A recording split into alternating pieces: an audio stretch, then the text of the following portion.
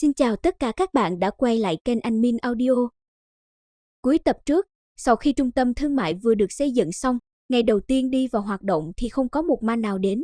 Nhưng mà đúng với câu vạn sự khởi đầu nan, sang ngày thứ hai, khi tổng điếm của Đan Cát, huyết mạch thánh địa và định khí các đều di chuyển tới đây, thì lúc này các võ giả đều tập trung đến đây xem xét một chút.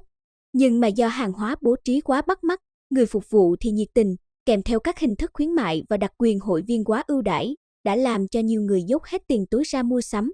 Mà sau một buổi sáng tranh nhau mua sắm để đủ điều kiện được cấp thẻ hội viên, thì tất cả mọi người đều mệt bở hơi tai. Khi mọi người đang định tìm chỗ nghỉ ngơi lấy sức còn tiếp tục mua sắm, thì lại gặp ngay quán cơm bên ngoài đang bày bán, mùi thức ăn nức mũi bay vào, làm nhiều người lại đổ xô đi đánh chén. Như thế này quả thật là quá sướng, đang mệt không cần phải đi đâu xa đã có chỗ đánh chén rồi. Mà đánh chén xong việc tiếp theo chắc chắn là ngủ rồi, cũng thật là trùng hợp.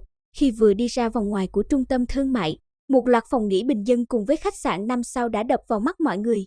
Đến lúc này đây, tất cả các võ giả lại có một cảm giác, đây không phải là mình đi mua đồ, mà giống như kiểu đi hưởng thụ vậy, làm cho họ kích động không thôi. Không chỉ có vậy, mà bọn họ còn nghe nói, ở tầng cao nhất của trung tâm thương mại, đang bố trí trận pháp tu luyện, khi xong xuôi sẽ đi vào hoạt động luôn. Chỉ cần có tiền là có thể vào được, mà giá cả lại rất hợp lý. Không giống như của Quy Nguyên Tông và Vô Cực Tông, toàn giá trên trời, chỉ có đại gia mới có thể vào được. Mà lúc này tại Đan Cát, Tần Trần đang ngồi rung đùi nhâm nhi chén trà nóng, thì Trác Thanh Phong, Nam Cung Ly và Gia Luật Hồng Đào kích động xông vào. Vừa vào đến nơi, Trác Thanh Phong đã hớn hở khoe lợi nhuận trong ngày đầu khai trương đã là 2 triệu trung phẩm chân thạch rồi. Mà nghe thấy con số này, Tần Trần vẫn không có phản ứng gì, hắn vẫn ung dung nhâm nhi ly trà rồi nói: "Đây chỉ là mới bắt đầu thôi. Chúng ta còn chưa cho thuê cửa hàng nữa mà mục tiêu trong năm nay của ta là 100 triệu chân thạch cơ." Nghe được lời này của Tần Trần làm đám người Trác Thanh Phong có chút hoang mang, bởi vì con số này quá lớn, bọn họ còn chưa bao giờ dám mơ đến nữa. Thế nhưng sau khi xem lại, thấy mấy ngày đầu đã đạt được 2 triệu chân thạch rồi, thì một năm đạt được 100 triệu chân thạch thì cũng không khó lắm. Mà trong lúc này tại Hoàng Thành, rất nhiều chủ cửa hàng cửa tiệm đang xôn xao bàn tán vụ việc trung tâm thương mại. Do từ khi trung tâm thương mại này mở ra, cửa hàng của bọn họ vắng tanh như chùa Bà Đanh, lợi nhuận không bằng 1/10 mọi hôm nữa. Mà trong số này cũng có một số thành phần hiếu kỳ đến trung tâm thương mại xem, thì liền chạy về khoe: "Ta đã buôn bán ngang dọc không biết bao nhiêu năm, hôm nay đến trung tâm thương mại thì mới biết cái gì là kinh doanh buôn bán. Mới ngày đầu tiên đã hơn vạn người đến mua bán rồi, tính sơ sơ Đan Cát, huyết mạch thánh địa và định khí các cũng phải lãi đến hơn triệu trung phẩm chân thạch ấy chứ." Thế là ngày hôm sau, mấy chủ cửa hàng nhỏ này đều đến thuê cửa hàng tại trung tâm thương mại. Nhưng mà lần này khi họ đến thuê thì giá đã tăng lên gấp đôi, đồng thời cũng phải chi cho Trần Đế Các 1% lợi nhuận bán hàng. Mặc dù không cam lòng nhưng những người này vẫn bắt buộc phải thuê, nếu không có đóng đô trong Hoàng Thành thì sớm muộn cũng sập tiệm. Nhưng mà trong số đó, cũng có một số tiểu lâu vẫn cò kè mặc cả với Trần Đế Các. Bọn họ cho rằng yến tiệc sang trọng trong cung đình nhất định phải đến chỗ mình tổ chức, chứ hơi đâu ra khu xóm nghèo làm gì. Thế nên sau một hồi ngã giá không thành, thì liền rời khỏi Trần Đế Các.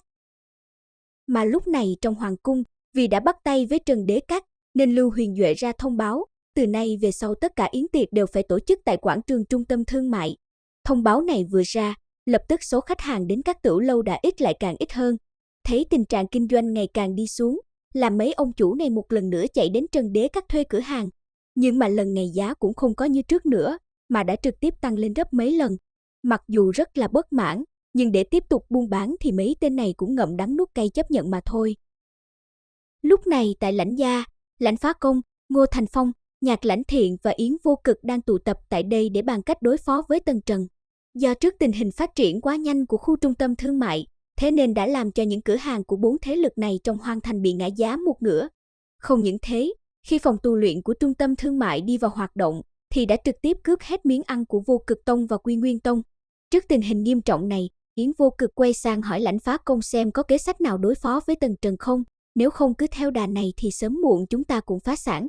Lãnh Phi Phàm đứng cạnh Lãnh Phá Công nghe thế thì liền lên tiếng nói: "Yến Tông chủ, ta nghe nói Tần Trần còn có một số người nhà tại Nam Quốc, mà hắn lại rất quan tâm đến những người nhà này.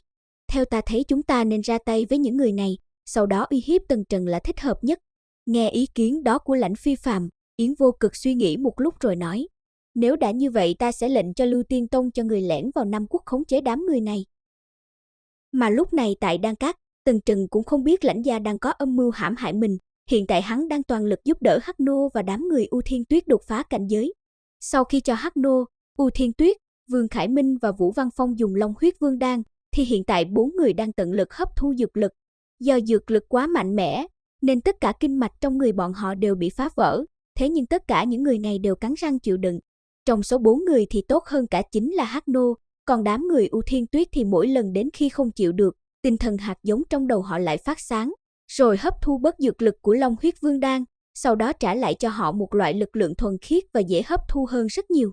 Thời gian dần trôi qua, cuối cùng thì 4 người này đều thành công đột phá đến cảnh giới võ tôn. Còn về phần những người khác như Triệu Linh Sang hay Tiêu Chiến, vì không có tinh thần hạt giống, nên Tần Trần cũng không dám cho họ dùng Long Huyết Vương Đan, vậy nên bọn họ cũng chỉ đột phá đến võ tông mà thôi. Sau khi tất cả mọi người đều thành công đột phá, lúc này Tần Trần mới thở phào một hơi. Bỗng nhiên hắn lại nhớ đến những người nhà của mình tại Nam Quốc, không biết bây giờ tu vi của họ đã tiến triển đến đâu rồi, thì đúng lúc đó trong lòng Tần Trần bỗng dâng lên một trận hoảng hốt. Vì trước nay giác quan thứ 6 của Tần Trần rất đúng, thế nên sau khi xuất hiện dự cảm không tốt này Tần Trần liền lâm vào suy tư. Sau một hồi suy luận hắn đưa ra nguyên nhân, có thể là do Lãnh Gia trong bóng tối sẽ đến Nam Quốc bắt những người này để uy hiếp mình. Nguyên nhân là do Trần Đế Các của hắn phát triển quá mạnh, đã trực tiếp đè ép Lãnh Gia cùng 3 thế lực liên quan đến Lãnh Gia. Cộng thêm việc Tần Trần suốt ngày ở trong Đan Cát, làm cho Lãnh Gia không có cách nào đối phó với hắn, thế nên lựa chọn ra tay với người nhà hắn là thích hợp nhất. Đứng ở bên cạnh, thấy thần sắc đó của Tần Trần, Hắc Nô liền lên tiếng hỏi, Trần Thiếu, có chuyện gì vậy? Nghe Hắc Nô hỏi vậy Tần Trần cũng không có trả lời, mà hắn liền phân phó cho Hắc Nô cùng đám người U Thiên Tuyết quay lại Nam Quốc một chuyến, sau đó đưa tất cả người nhà của hắn đến đây. Nghe thế, U Thiên Tuyết liền hỏi, ngươi sợ đám người Lãnh Gia xuống tay với Nam Quốc sao? Thấy U Thiên Tuyết hỏi vậy, Tần Trần cũng không có trả lời mà chỉ khẽ gật đầu một cái. Sau khi phân phó xong xuôi mọi việc cho đám người U Thiên Tuyết, Tần Trần liền đi tìm đám người Trác Thanh Phong để hỏi xem chuyện tài liệu hắn phân phó đã chuẩn bị đến đâu rồi. Nghe Tần Trần hỏi, đám người Trác Thanh Phong xấu hổ nói, đã chuẩn bị xong hết, chỉ còn thiếu mỗi đế vương tinh thạch. Nghe vậy, Tần Trần sắc mặt liền trầm xuống, vì đế vương tinh thạch là nguyên liệu quan trọng nhất để xây dựng võ ý đại trận. Mà thấy biểu hiện đó của Tần Trần, Trác Thanh Phong tiến lên nói, chúng ta đã tìm khắp Bách Triều Chi Địa cũng không có, nếu muốn có được thứ này chắc phải đi Bắc Thiên Vực, may ra ở đấy mới có, nhưng mà phải mất 3 tháng thời gian mới mang về đây được. Nghe Trác Thanh Phong nói vậy, Tần Trần liền nói, 3 tháng quá lâu, sợ đến khi đó Lãnh Gia không chịu được liền xuống tay với chúng ta rồi. Trầm ngâm một lúc rồi Trác Thanh Phong lại nói tiếp, ta nghĩ có một nơi khả năng cao sẽ có, đó chính là bảo khố của Hoàng Cung.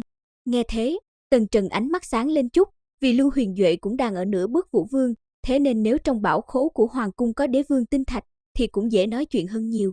Thế là lập tức 4 người kéo nhau tiến vào trong cung. Mà trong Hoàng Cung, biết tin Tần Trần, Trác Thanh Phong, Nam Cung Ly và Gia Luật Hồng Đào đồng thời tiến đến, thì Lưu Huyền Duệ lập tức chạy ra đón tiếp. Vừa vào bên trong, Lưu Huyền Duệ liền lấy ra 4 ly ngọc thượng hạng ra pha trà tiếp đón, mà loại trà hắn pha cũng rất là đắt đỏ, cũng phải tầm mấy chục trung phẩm chân thạch chứ trả vừa. Sau khi trà cháo xong xuôi, Lưu Huyền Duệ liền hướng 4 người hỏi, không biết hôm nay 4 vị tới đây là có chuyện gì? Nội dung của tập này đến đây là kết thúc rồi, mọi người nhớ đăng ký kênh để nhận được thông báo khi mình ra tập tiếp theo nha.